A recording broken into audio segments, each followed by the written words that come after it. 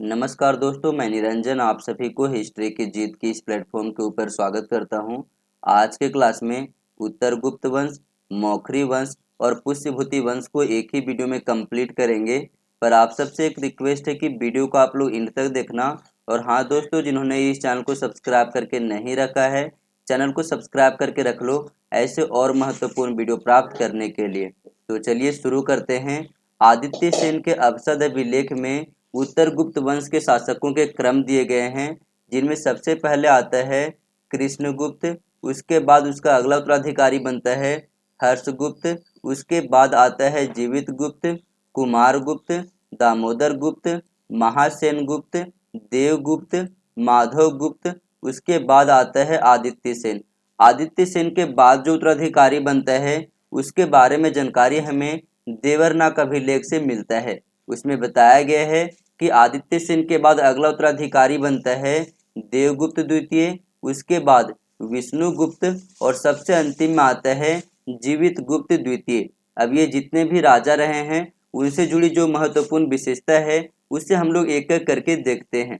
सबसे पहले हम बात करते हैं कृष्णगुप्त के विषय में। उसका समय काल है 480 से लेकर के 510 ईस्वी के बीच में। कृष्णगुप्त का उपाधि है नृप का। नृप का मतलब होता है राजा। इसके अतिरिक्त अभिलेखों में इसे अच्छे वंश यानी कि सद्वंश कहा गया है और यह हमेशा ही विद्वानों से घिरा हुआ रहता था। इसके अतिरिक्त याद रखना, कृष्णगुप्त जो था वो चक्रवर्ती गुप्त सम्राट बुधगुप्त का सामंत था और इसी के समय में हुन नरेश तोरमान ने आक्रमण किया था। ये इम्पोर्टेंट फैक्ट को आप लोग याद रखना। भानुगुप्त का एरन अभिलेख जो कि 510 ईस्वी का है, इससे हमें जानकारी मिलता है कि हुनों के विरुद्ध लड़ते हुए भानुगुप्त का मित्र एवं सेनापति गोपराज मारा गया और गोपराज की मृत्यु के उपरांत उसकी पत्नी जो है वो सती हो गई थी। इस प्रकार से भानुगुप्त के एरन अभिलेख में सती प्रथा का प्राचीनतम जानकारी हमें मिलता है। इसके अतिरिक्त याद रखना कि हुनों के विरुद्ध इस युद्ध में कृष्णगुप्त और भानुगुप्त चक्रवर्ती गुप्त सम्राट के सामंत के रूप में लड़ रहे थे। कृष्णगुप्त के बाद अगला उत्तराधिकारी बनता है हर्षगुप्त। इसका समय काल है 510 ईस्वी से 520 ईस्वी के बीच में। कई सारे अभिलेखों में इसके नाम के आगे आदर्श सूचक शब्द श्री का उपयोग किया गया है। लेकिन यदि हम बात करें आदित्य सेन के अवसद अभिलेख के विषय में तो इसमें कहीं पर भी हर्ष के नाम के साथ किसी प्रकार के स्वतंत्र सूचक उपाधि का प्रयोग नहीं मिलता है। आगे हम बात करें तो हर्षगुप्त हुन आक्रांता, तोरमान और मिहिरकुल दोनों का समकालीन था। हर्षगुप्त चक्रवर्ती गुप्त सम्राट नरसिंह गुप्त बालादित्य के सामंत के तौर पर शासन कर रहा था। इसके अतिरिक्त याद रखना कि हर्षगुप्त की बहन का नाम हर्षगुप्ता था, जिसका विवाह मौखरी नरेश आदित्य वर्मा के साथ हुआ था। इस प्रकार से अगर देखा जाए तो हर्षगुप्त के समय में उत्तर गुप्त राजवंश और मौखरी वंश के बीच में वैवाहिक और मित्रतापूर्ण संबंध थे। अब हम बात करते हैं जीवित गुप्त के विषय में। इसका समय काल है 520 ईस्वी से 540 ईस्वी के बीच में। इसका उपाधि है क्षितिज चूड़ामणि यानी कि राजाओं में सिरमौर और इसे शत्रुओं के लिए महाज्वार भी कहा गया है। आगे यदि हम बात करें तो चक्रवर्ती गुप्त शासक कुमार गुप्त तृतीय के सामंत होने के कारण जीवित गुप्त और ईश्वर वर्मा दोनों ने ही मिल करके हिमालय के उत्तर में अभियान के लिए गए हुए थे। इसके अतिरिक्त याद रखना कि जीवित गुप्त के समय तक उत्तर गुप्त वंश और मौखरी वंश का वैवाहिक संबंध था, जिसके कारण से मित्रतापूर्ण संबंध बने रहे। इसके बाद अगला उत्तराधिकारी बनता है कुमार गुप्त। इसका समय काल है 540 ईस्वी से 560 ईस्वी के बीच में। 550 के आसपास चक्रवर्ती गुप्तों के पतन का लाभ उठा करके कुमार गुप्त ने स्वतंत्र उत्तर गुप्त वंश का नींव रखा था। अभिलेखों में इसे वीरों में अग्रगण्य कहा गया है। इसे आप लोग अच्छे तरीके से याद रखना। आदित्य सेन के अवसद अभिलेख से हमें जानकारी मिलता है कि कुमारगुप्त के समय में उत्तरगुप्त वंश और मौखरी वंश के शासक ईशान वर्मा के बीच में युद्ध हुआ था, जिसके कारण से इन दोनों के बीच संबंध अच्छे नहीं थे। इस युद्ध में कुमारगुप्त विजय होता है, लेकिन विद्वानों में इस बात को लेकर के मतभेद है। ऐसा इसलिए क्योंकि युद्ध के बाद कुमारगुप्त द्वारा प्रयाग में जाकर के पुण्य अर्जन हेतु स्वेच्छा से मृत्यु का वरण कर लिया गया था।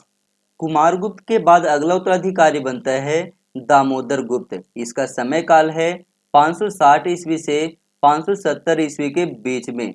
आदित्य सेन के अपसद अभिलेख में इसे भी निरीप कहकर संबोधित किया गया है। ये ब्राह्मण धर्म का पोषक था और इसके द्वारा 100 गांव ब्राह्मणों को दान स्वरूप दिया गया था। आदित्य सेन के अपसद अभिलेख में दामोदर गुप्त और मौखरी शासक सर्ववर्मा के बीच में हुए संघर्ष की जानकारी मिलती है और इस संघर्ष में दामोदर गुप्त युद्ध क्षेत्र में ही मारा जाता है। इसके बाद अगला उत्तराधिकारी बनता है महासेन गुप्त। इसका समय काल है 570 ईस्वी से 600 ईस्वी के बीच में। कई सारे अभिलेखों में इसे वीरों में अग्रगण्य भी बताया गया है। महासेन गुप्त ने असम नरेश सुअस्थित वर्मन को लोहित्य नदी, जिसे कि ब्रह्मपुत्र नदी भी कहा गया है, उसके तट पर पराजित किया था और ये नरेश हर्ष के मित्र भास्कर वर्मा का पिता था। आगे यदि हम बात करें तो महासेन गुप्त को शासन के अंतिम दिनों में कलचुरी नरेश शंकरगण के आक्रमण का सामना करना पड़ा और इस युद्ध के पश्चात महासेन गुप्त की मृत्यु हो गई। महासेन गुप्त की मृत्यु का लाभ उठा करके मगध के एक महत्वाकांक्षी व्यक्ति देवगुप्त ने मगध के सिंहासन के ऊपर अधिकार कर लिया। इसका नाम उत्तरगुप्त वंशावली में नहीं मिलता है। मगध के देवगुप्त नामक व्यक्ति का उल्लेख केवल हर्षवर्धन के मधुबन और बांसखेड़ा अभिलेख से हमें मिलता है। देवगुप्त ने बंगाल के गौड़ शासक शशांक के साथ मित्रतापूर्ण संधि स्थापित किया और इसके बाद मौखरी शासक गृहवर्मा का हत्या कर दिया था।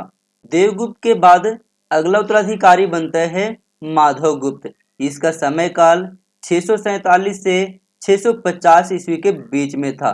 ये महासेन गुप्त का पुत्र था और हर्ष के सामंत के रूप में मगध पर शासन करता था और इसी के शासनकाल में चीनी दूत मंडल भारत आया था।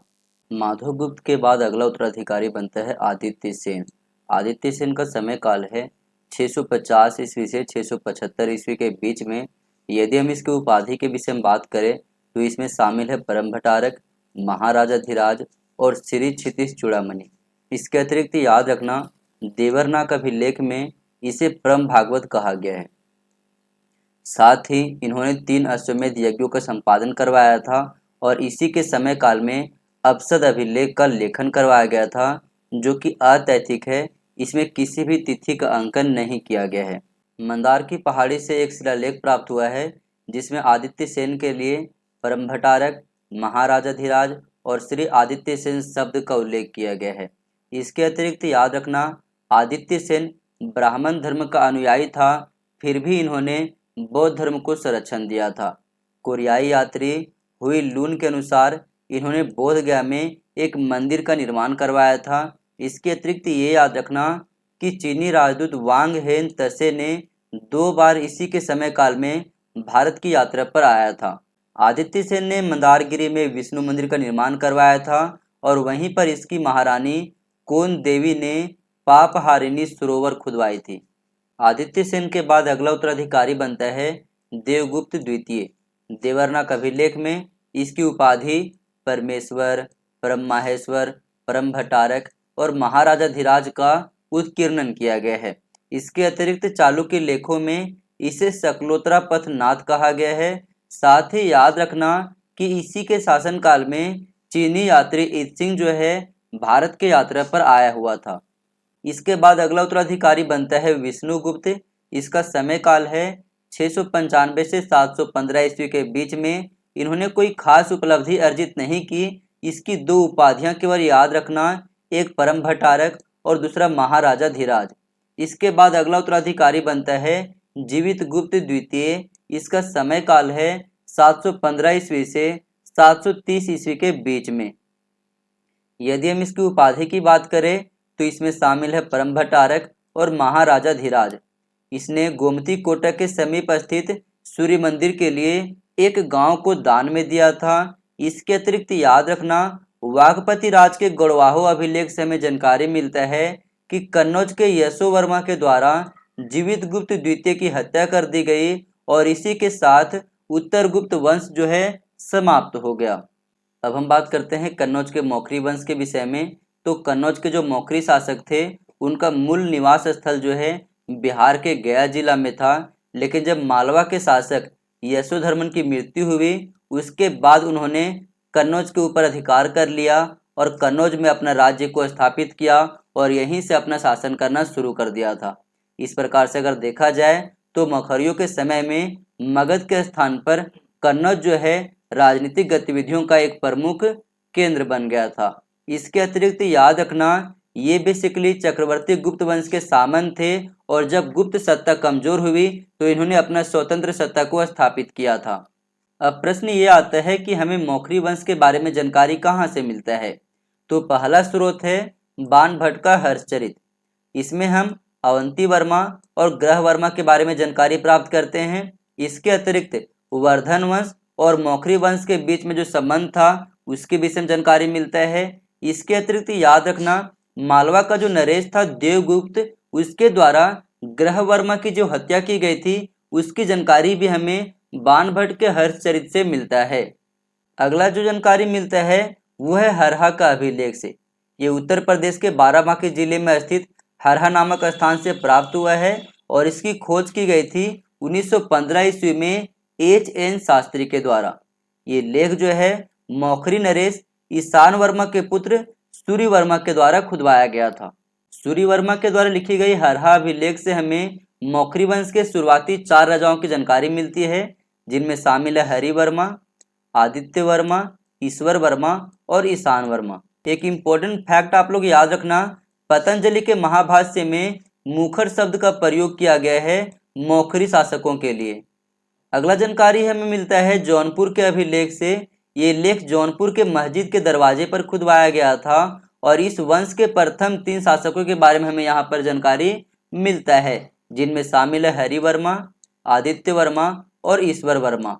इसके साथ ही इन शासकों की जो विशेषताएं रही हैं उसके विषय में भी हमें यहाँ से जानकारी मिलता है। अगला है असीरगढ़ मुद्रा लेख। यहाँ से भी हमें मौखरी वंश के बारे में जानकारी मिलता है।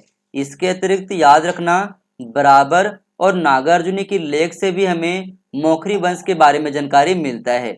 जो बराबर और नागार्जुनी के लेख हैं वहाँ से हमें बिहार के मौखरी शाखा के राजाओं के बारे में जानकारी मिलता है, जिसमें 3 राजाओं के नामों का जिक्र किया गया है, जिसमें शामिल है यश वर्मा, शार्दुल वर्मा और अनंत वर्मा।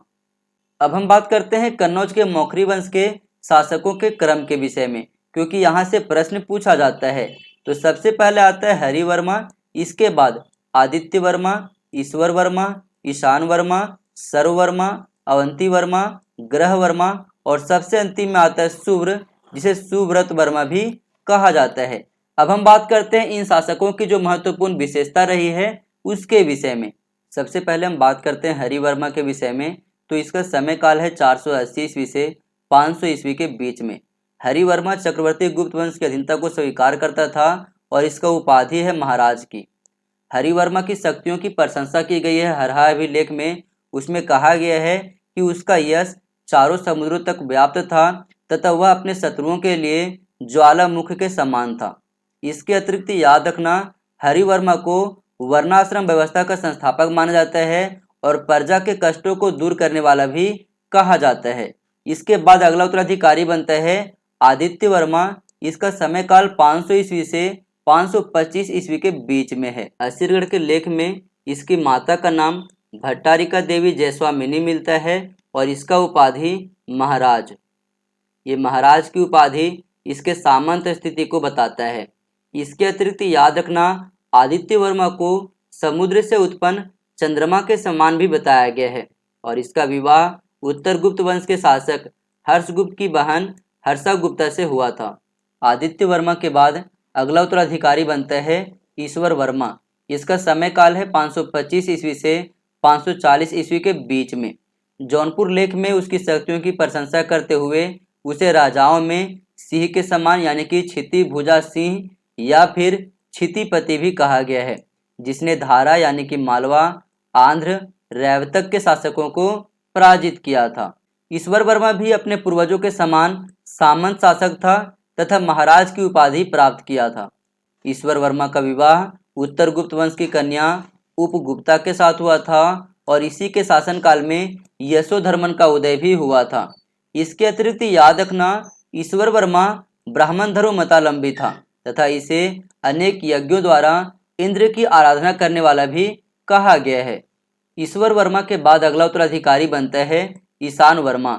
इसका समय काल है 540 ईस्वी से 560 ईस्वी के बीच में। इन्होंने चक्रवर्ती गुप्त साम्राज्य के पतन का लाभ उठाकर स्वतंत्र शासक के रूप में शासन करना शुरू किया। इसके अतिरिक्त याद रखना, ईशान वर्मा अपने वंश का पहला शासक है जिसे अस्सीरगढ़ मुद्रा लेख में महाराजा धीराज कहा गया है। ईशान वर्मा के विषय में कहा जाता है कि वह एक वीर योद्धा और विजेता था। हर लेख में उसके विजयों का जानकारी मिलता है।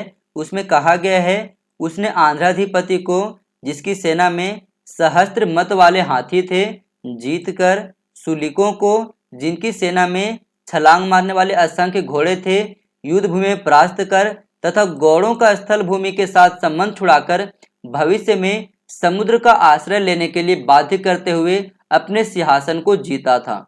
इसके अतिरिक्त याद रखना, ईशान वर्मा के विषय में अवसाद अभिलेख में कहा गया है कि उन्होंने हुनों को भी जीता था। आगे यदि हम बात करें तो आदित्य सेन के अवसाद अभिलेख के अनुसार ये जानकारी मिलता है कि उत्तर गुप्त शासक कुमार गुप्त और मौखरी शासक ईशान वर्मा के बीच में युद्ध होता है और इस युद्ध में कुमार गुप्त विजय होता है, जिसके बाद मौखरियों को मगध छोड़ने के लिए विवश किया जाता है और फिर मगध के हाथ से निकल जाने के बाद मौखरी का राज्य कन्नौज के आसपास के क्षेत्र में सीमित हो जाता है। इसके अतिरिक्त याद रखना, ईशान वर्मा अपने नाम का मुद्रा जारी भी करवाया था। ईशान वर्मा वैदिक धर्म का पोषक था और उसने समाज में वर्णाश्रम धर्म की प्रतिष्ठा की थी। ईशान वर्मा के बाद अगला उत्तराधिकारी बनता है सरु वर्मा। इसका समय काल है 560 ईस्वी से 580 ईस्वी के बीच में। अस्सीरगढ़ से प्राप्त एक मुहर में सरु वर्मा को महाराजा धीराज कहा गया है और बताया जाता है कि सरु वर्मा भी एक शक्तिशाली राजा था। उन्होंने अपने पिता की पराजय का बदला लेने के लिए उत्तर गुप्त शासक कुमार गुप्त के उत्तराधिकारी दामोदर गुप्त पर आक्रमण किया और इस बार मौखरियों का पलड़ा भारी था, जिसमें दामोदर गुप्त जो है पराजित होता है और सरु वर्मा जो है विजित हो जाता है और पुनः मगध के ऊपर अधिकार कर लेता है। इस प्रकार से अगर देखा जाए तो मगध को मौखरी अधिपत्य के अंतर्गत लाने वाला प्रथम शासक सरु वर्मा को माना जाता है। देवरनाग के लेख के अनुसार सरु वर्मा ने वारुनिक नामक ग्राम दान में दिया था, जो उस समय मगध क्षेत्र में पड़ता था। इस प्रकार से सरु वर्मा के समय में मौखरी सत्ता जो है पुनः शक्तिशाली हो गया था। अस्सीरगढ़ का लेख विंध्य क्षेत्र पर उसके आधिपत्य की जानकारी देता है। इसके अतिरिक्त पश्चिम में उसके साम्राज्य का विस्तार थानेश्वर राज्य की पूर्वी सीमा तक हो चुका था। इस प्रकार से अगर देखा जाए तो सरु वर्मा अपने वंश का सर्वाधिक शक्तिशाली राजा था, जिसने एक विस्तृत प्रदेश के ऊपर शासन किया था। सरु वर्मा के बाद अगला उत्तराधिकारी बनता है अवंती वर्मा और इसका समय काल है 580 ईस्वी से 600 ईस्वी के बीच में। बाणभट्ट के हरचरित में अवंती वर्मा की प्रशंसा करते हुए कहा गया है कि उसके काल में मौखरी वंश समस्त राजाओं का सिरमौर एवं भगवान शिव के चरण चिन्हों की भांति समस्त संसार में पूजित था। इसके अतिरिक्त याद रखना, नालंदा मुद्रा लेख में अवंती वर्मा को महाराजा धीराज कहा गया है। आगे यदि हम बात करें तो विशाखा दत्त के द्वारा लिखी गई पुस्तक मुद्रा राक्षस से पता चलता है कि उसने मलेच्छों यानी कि हुनों को भी जीता था और उसी के समय में थानेश्वर के पुष्यभूति वंश के साथ मौखरी वंश का वैवाहिक संबंध भी स्थापित हुआ था, जो कि तत्कालीन इतिहास की एक अत्यंत महत्वपूर्ण घटना माना जाता है। संस्कृत के प्रसिद्ध नाटक मुद्रा राक्षस और देवी चंद्रगुप्तम का लेखक विशाखा दत्त उसकी राजसभा के कवि थे। अवंती वर्मा के बाद उसका अगला उत्तराधिकारी बनता है ग्रह वर्मा। इसका समय काल है 600 ईस्वी से 605 ईस्वी के बीच में।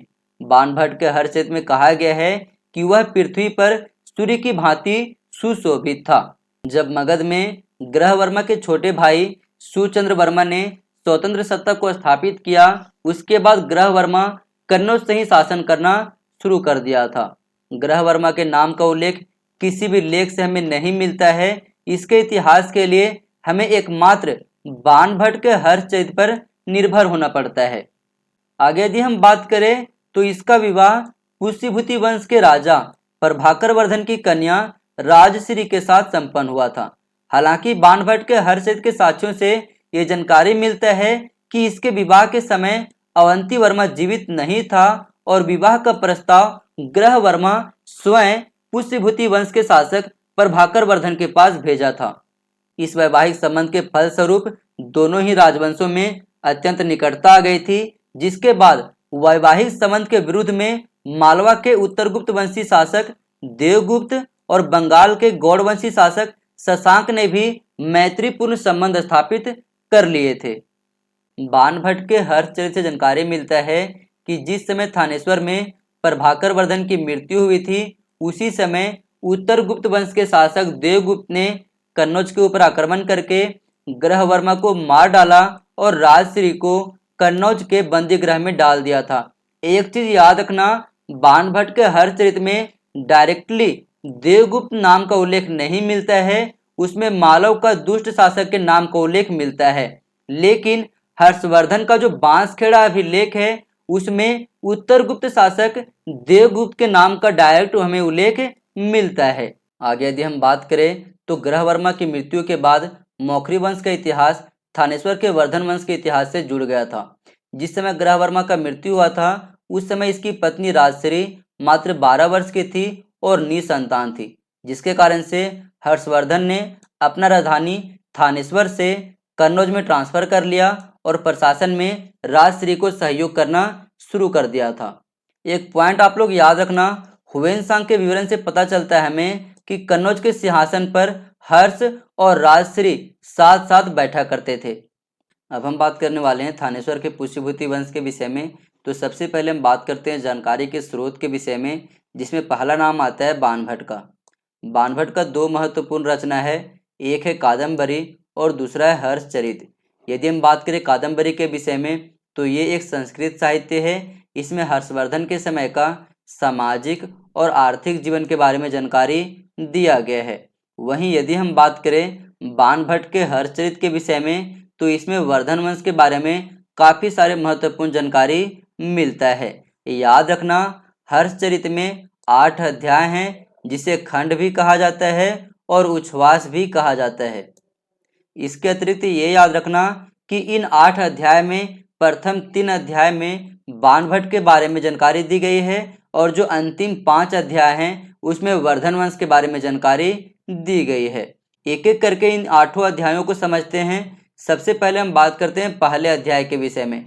तो इसमें हमें कोई भी ऐतिहासिक महत्व नहीं मिलता है, बस बाणभट्ट के बारे में बेसिक जानकारी इसमें दिया गया है। वहीं यदि हम बात करें दूसरे अध्याय के विषय में तो दूसरे अध्याय में उसने अपने वात्सायन गोत्रिक प्रतिकूट नामक ग्राम में निवास करने वाले भृगुवंश और अपने बचपन का वर्णन किया है और इसमें उन्होंने हर्ष के साथ कैसे संपर्क में आया इसके बारे में भी वर्णन करता है। तीसरे अध्याय में श्रीकंठ जनपद और स्थानेश्वर का वर्णन करते हुए वह पुष्यभूति और भैरवचारी नामक शैव आचार्य के आपसी संबंधों के विषय में जानकारी देता है।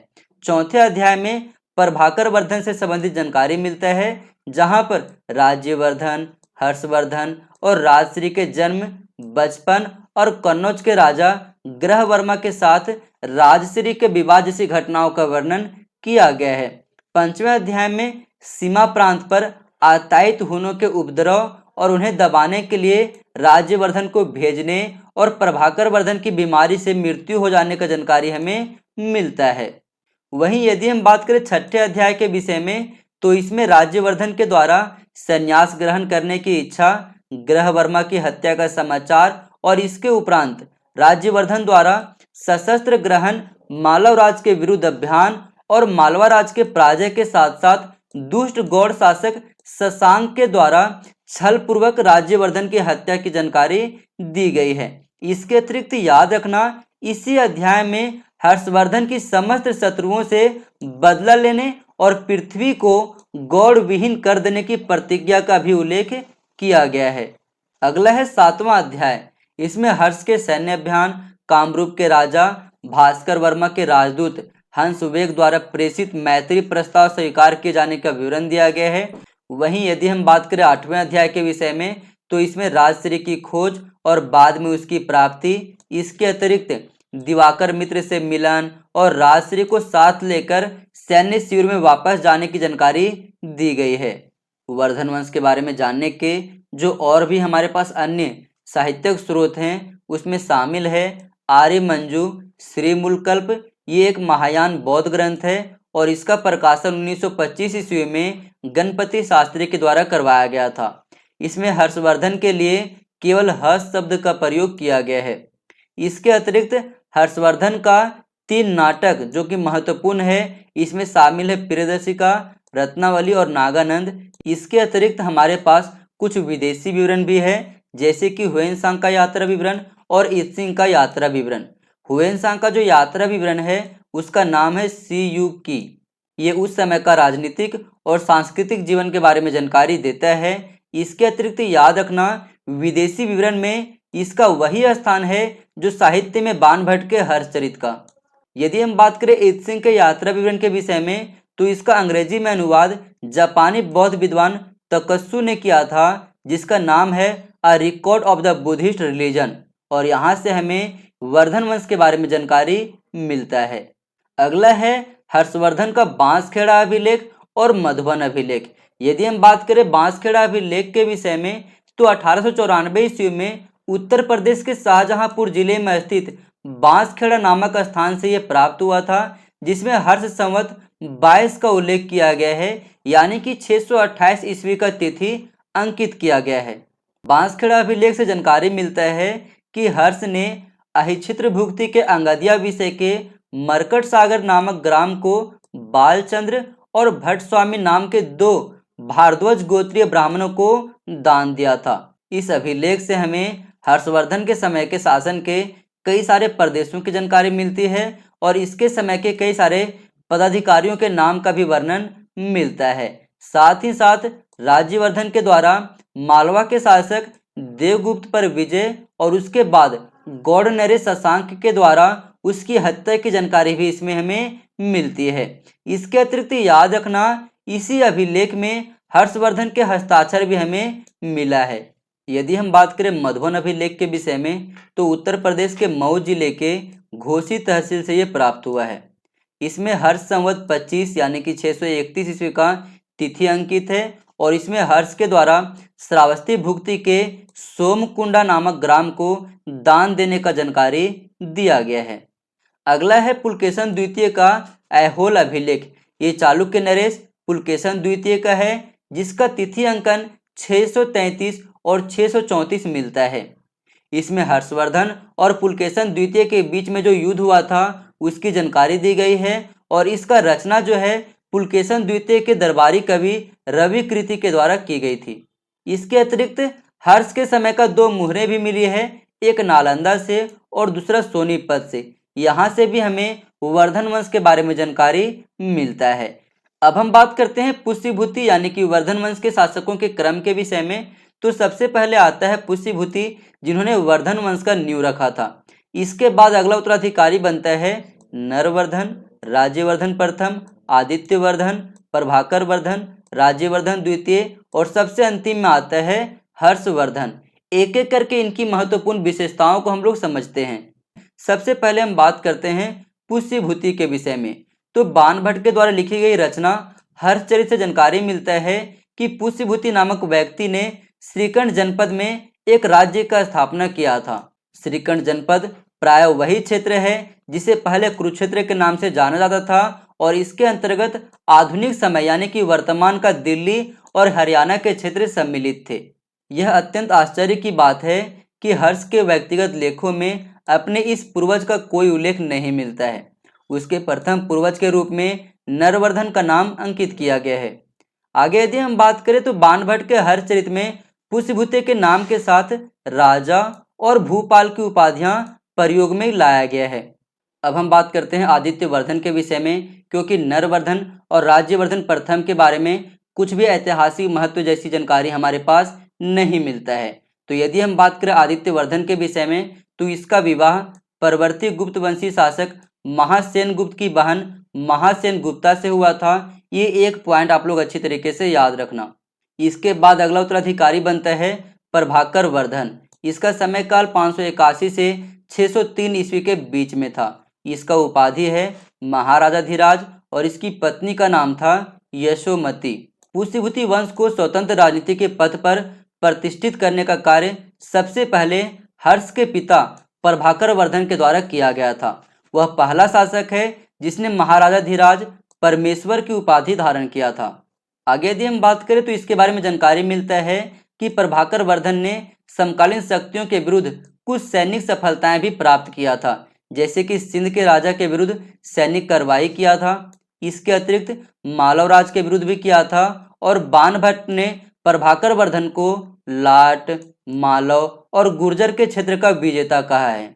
आगे यदि हम बात करें तो प्रभाकर वर्धन के दो पुत्र थे जिसका नाम था राज्यवर्धन और हर्षवर्धन, और एक बेटी थी जिसका नाम था राजश्री। प्रभाकर वर्धन के काल की एक महत्वपूर्ण घटना कन्नौज के मौखरी वंश के शासक ग्रहवर्मा के साथ प्रभाकर वर्धन की पुत्री राजश्री का विवाह है।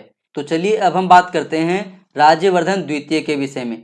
राज्यवर्धन द्वितीय प्रभाकर वर्धन का बड़ा पुत्र था। इन्होंने पिता के शासनकाल में ही हुनों के आक्रमण का सामना किया था। राज्यवर्धन की मृत्यु किन परिस्थितियों में हुई, इस संबंध में हमारे पास कोई भी स्पष्ट जानकारी नहीं मिलता है। बाणभट्ट के अनुसार राज्यवर्धन हुनों पर विजय प्राप्त कर पिता प्रभाकर वर्धन की मृत्यु का समाचार पाकर थानेश्वर पहुंचा और इसी समय कन्नौज से एक दूत उसके बहनोई ग्रहवर्मा की शत्रु द्वारा हत्या की सूचना देता है। राज्यवर्धन सेना सहित तत्कालीन कन्नौज की तरफ प्रस्थान करता है और वह ग्रहवर्मा के हत्यारे मालवराज देवगुप्त को पराजित कर देता है तथा स्वयं गौड़वंशी शासक शशांक के मिथ्योपचार यानी कि छल के कारण विश्वास में आ जाता है और छल पूर्वक मारा जाता है। तो ये जानकारी बेसिकली हमें बाणभट्ट के अनुसार मिली है। लेकिन वहीं यदि हम बात करें हेनसांग के विषय में, तो हेनसांग कहता है कि मंत्रियों के गलत परामर्श देने के कारण राज्यवर्धन की हत्या हुई थी। एक इंपॉर्टेंट फैक्ट आप लोग याद रखना, बंगाल के गौड़ शासक शशांक ने ही बोधि वृक्ष को कटवाया था और उसकी जड़ों में आग लगवा दिया था। ये बोधि वृक्ष वही बोधि वृक्ष है जहां पर महात्मा बुद्ध ने ज्ञान की प्राप्ति की थी। आगे यदि हम बात करें तो राज्यवर्धन द्वितीय के बाद अगला उत्तराधिकारी बनता है हर्षवर्धन। इसका समय काल है 606 ईस्वी से 647 ईस्वी के बीच में। यदि हम इसकी उपाधि की बात करें तो इसका उपाधि है सकलोत्रा पथनाथ यानी कि समस्त उत्तर भारत का स्वामी और परम माहेश्वर का। हर्षवर्धन के द्वारा रचित जो नाटक है उसमें शामिल है रत्नावली, प्रियदर्शिका और नागानंद। आगे यदि हम बात करें तो हर्षवर्धन शिव के उपासक थे और इसके समय का जो पैतृक राज्य था उसमें शामिल है दिल्ली, थानेश्वर, पूर्वी पंजाब के दक्षिण पश्चिम क्षेत्र। इसके अतिरिक्त याद रखना हर्षवर्धन ने अपना राजधानी थानेश्वर से स्थानांतरित करके कन्नौज में ले गया था। इसके समय का जो दरबारी कवि है उसमें सबसे इंपॉर्टेंट है बाणभट्ट, जिनकी रचना है हर्षचरित और कादंबरी। इस इंपॉर्टेंट फैक्ट को आप लोग याद रखना, हर्ष के दरबार में ह्वेनसांग चीनी दूत के रूप में नहीं आया था अपितु एक बौद्ध भिक्षु के रूप में आया था और इसका रचना है सी.यू. की। अब हम बात करते हैं हर्ष द्वारा विजित क्षेत्रों के विषय में। तो सबसे पहले हम बात करते हैं पूर्वी भारत के अभियान के विषय में। तो शासक बनने के बाद हर्ष ने कन्नौज में अपनी स्थिति को सुदृढ़ कर पूर्वी अभियान पर निकल पड़ा था। इसका मुख्य उद्देश्य जो बंगाल के गौड़ शासक शशांक था उसके ऊपर विजय प्राप्त करना था। बाणभट्ट के हर्षचरित से पता चलता है कि हर्ष ने शशांक के ऊपर विजय प्राप्त तो किया था, लेकिन शशांक के मृत्यु के बाद ही गौड़ क्षेत्र के ऊपर अधिकार कर सका। पूर्वी अभियान के परिणाम स्वरूप हर्षवर्धन को अन्य राज्यों की मित्रता भी प्राप्त हुई थी। ह्वेनसांग लिखता है कि हर्षवर्धन ने दिग्विजय की नीति अपनाते हुए लगातार 6 वर्षों तक युद्ध किया था और इस दौरान उन्होंने 5 भारतीय क्षेत्र जिसमें शामिल है श्रावस्ती, कन्याकुब्ज यानी कि महोदय नगर, गौड़, मिथिला और उत्कल उसको जीता था। पूर्वी विजय के पश्चात हर्षवर्धन जो है पश्चिमी अभियान की ओर निकल पड़ा, जहां पर पहले से ही उत्तर गुप्त वंश के शासक देवगुप्त और गौड़ शासक शशांक ने अशांति फैला रखा था। पूर्वी विजय के बाद हर्ष ने कन्नौज के पश्चिम के राज्यों को अपने साम्राज्य में मिलाने का काम किया, जिसके लिए उन्होंने पूरी शक्ति से सतलज और गंगा के मध्यवर्ती में पड़ने वाले राज्यों को जीता था, जिसमें शामिल है संकिसा, अंतरजी खेड़ा, काशीपुर, मथुरा, पारी यात्र यानी कि जयपुर के निकटवर्ती क्षेत्र और साथ ही साथ जालंधर। इस प्रकार से अगर देखा जाए तो 6 वर्ष के अंदर ही हर्षवर्धन ने पूर्व में उत्तर पश्चिम बंगाल के पुनरावर्धन से लेकर के पश्चिम में ब्यास नदी तक अपना प्रभाव क्षेत्र स्थापित कर लिया था। इसके बाद उन्होंने सिंध विजय का अभियान बनाया। सिंध विजय के विषय में अगर हम बात करें तो हर्ष के समय में सिंध का राजा मानवर्धन था। हर्ष ने इस पर आक्रमण किया और मानवर्धन को पराजित कर दिया, जिसके बाद मानवर्धन जो है हर्षवर्धन का अधीनता को स्वीकार कर लिया।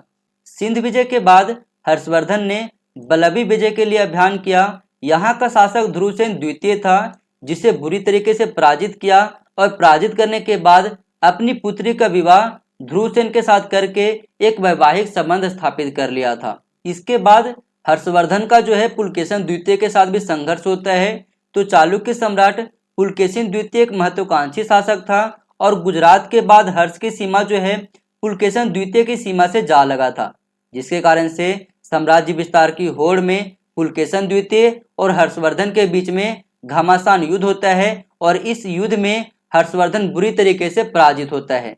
आगे यदि हम बात करें तो हर्षवर्धन जो है अपने साम्राज्य विस्तार के लिए कश्मीर और नेपाल के ऊपर भी अभियान करते हैं। ह्वेनसांग और बाणभट्ट दोनों ये दावा करते हैं कि हर्ष ने कश्मीर एवं नेपाल पर भी अधिकार किया था। ह्वेनसांग कहता है कि हर्ष ने कश्मीर से गौतम बुद्ध का दांत ला करके कन्नौज के निकट एक संघराम में स्थापित किया था और नेपाल में उन्होंने हर्ष संवत्सर लाया था। इसके बाद उन्होंने उड़ीसा अभियान के लिए निकला। हर्ष अपने साम्राज्य विस्तार के दौरान 643 ईस्वी में उड़ीसा के गंजम जिले पर आक्रमण किया और उड़ीसा को अपने अधीन कर लिया था। इस इंपॉर्टेंट फैक्ट को आप लोग याद रखना। बाणभट्ट के हर्ष से पता चलता है कि हर्ष की बहन राजश्री पति की हत्या के बाद राज्य कार्य संचालन के लिए इच्छुक न थी, जिसके कारण से उसके अनुरोध पर हर्षवर्धन ने मौखरी सत्ता के संचालन का भार अपने कंधों पर ले लिया था। इसके अतिरिक्त याद रखना पुष्यभूति और मौखरी वंश के इस संगठित राज्य की राजधानी कन्नौज को बनाया गया था। मौखरी राज्य समूचे उत्तर प्रदेश, पश्चिमी बिहार और मध्य भारत के कई सारे क्षेत्रों में फैला हुआ था। पुष्यभूति राज्य में इस राज्य के विलय के बाद हर्ष की साम्राज्य की सीमा पूरब में पश्चिमी बिहार तक फैल गया था। अब हम बात करते हैं हर्षवर्धन के समय के प्रशासनिक व्यवस्था के विषय में। तो शासन व्यवस्था बेसिकली राजतंत्रात्मक था। राजकीय आय का मुख्य स्रोत भूमि कर था, जो कि उपज का 1/6 पार्ट हुआ करता था। प्रशासनिक इकाई की बात करें तो संपूर्ण साम्राज्य को भुक्ति यानी कि प्रांत में बांटा गया था। उस प्रांत के अंतर्गत कई सारे विषय यानी कि जिला आते थे और इन्हीं जिला के अंतर्गत कई सारे ग्राम आता था, जो कि सबसे छोटी इकाई माना जाता है। इसके अतिरिक्त याद रखना केंद्रीय मंत्रिमंडल का भी इस समय अस्तित्व था, जैसे कि सिंहनाद यानी कि सेनापति, कुंतल यानी कि अश्वसेना का प्रधान, स्कंदगुप्त यानी कि गज सेना का प्रमुख और राजस्थानी यानी कि प्रांतीय शासक। एक इम्पोर्टेंट फैक्ट ये आप लोग याद रखना प्रशासनिक कर्मचारी के विषय में। तो संधि विग्राहक जो था वो संधि और युद्ध मामले का अधिकारी था। महाबलाधिकृत पैदल सेना का सर्वोच्च अधिकारी था। बृहदाश्वार ये घुड़सवार सेना का नायक था। कटुक गज सेना का प्रधान था और महापरमातार जो है भूमि का मापन करने वाला अधिकारी था। अब हम बात करते हैं हर्षवर्धन के समय की सांस्कृतिक उपलब्धियों के विषय में।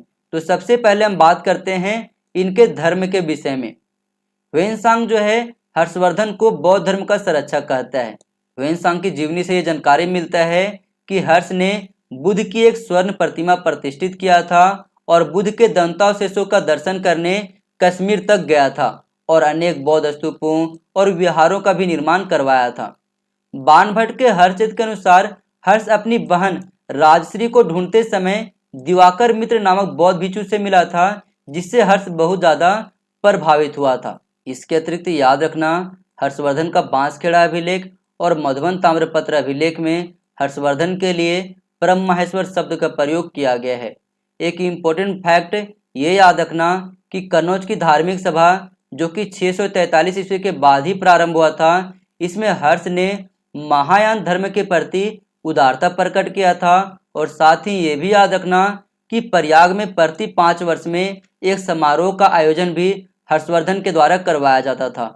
वेनसांग के अनुसार हर्ष जो है प्रयाग के पंचवार्षिक मेले में ब्राह्मणों, बौद्ध भिक्षुओं और अन्य धर्मावलंबियों को प्रभुत मात्रा में भोजन, वस्त्र और धन दान देकर अपना संपूर्ण राजकोष को रिक्त कर दिया था। अब हम बात करते हैं हर्षवर्धन के समय के साहित्यिक विकास के विषय में। तो साहित्य की परंपरा में उसे 3 नाटकों का रचयिता माना जाता है। पहला रत्नावली, दूसरा प्रियदर्शिका और तीसरा नागानंद। रत्नावली और प्रियदर्शिका नाटक जो है प्रेम कथाओं पर आधारित है, जबकि नागानंद जो है बोधिसत्व आदर्श का निरूपण करता है। हर्ष की राजसभा के महान कवि बाणभट्ट ने हर्षचरित और कादम्बरी नामक संस्कृत के महान ग्रंथों का रचना किया था। इसके अतिरिक्त ये याद रखना कि हर्षवर्धन के समय में नालंदा विश्वविद्यालय का कुलपति शीलभद्र थे। अब चूंकि यहाँ पर नालंदा विश्वविद्यालय का जिक्र है, तो इससे जुड़े जो महत्वपूर्ण फैक्ट हैं उसे हम लोग एक ही जगह पर देख लेते हैं।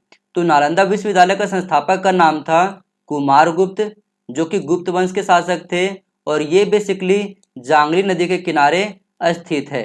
नालंदा के बौद्ध विद्या केंद्र का चरमोत्कर्ष हर्ष के शासनकाल को माना जाता है। और यहाँ पर जो है एक बहुत बड़ा पुस्तकालय था जिसके 4 खंड थे, और इन चारों खंडों का अलग अलग नाम था, जैसे कि धर्मगंज, रत्नागारा, रत्नोदधि और रत्न रंजाला। ये चारों नाम अच्छे तरीके से याद रखना, एग्जाम में यहाँ से प्रश्न पूछे जाते हैं। आगे यदि हम बात करें तो नालंदा विश्वविद्यालय में कई सारे विषयों के ज्ञाता यानी कि विद्वान मौजूद थे, जो कि लगभग 10,000 विद्यार्थियों को शिक्षा प्रदान करते थे, जिनमें 4 महत्वपूर्ण विद्यार्थी का नाम याद रखना। एक आपका हेनसांग, दूसरा नागार्जुन, तीसरा आर्यभट्ट और चौथा शीलभद्र। बाद के दिनों में शिक्षा ग्रहण करने के बाद शीलभद्र जो है यहाँ का आचार्य नियुक्त किया जाता है। इसके अतिरिक्त इस इम्पोर्टेंट लाइन को आप लोग याद रखना, चीनी यात्री के अनुसार हर्षवर्धन ने 200 गांव का राजस्व इस विश्वविद्यालय को संचालित करने के लिए दान में दिया था। तो दोस्तों वीडियो को आज हम लोग यहीं पर समाप्त करते हैं। मिलते हैं अगले क्लास में। वीडियो कैसी लगी कमेंट सेक्शन में जरूर बताना। और हाँ दोस्तों, जिन्होंने इस चैनल को सब्सक्राइब करके नहीं रखा है, चैनल को सब्सक्राइब करके रख लो ऐसे और महत्वपूर्ण वीडियो प्राप्त करने के लिए।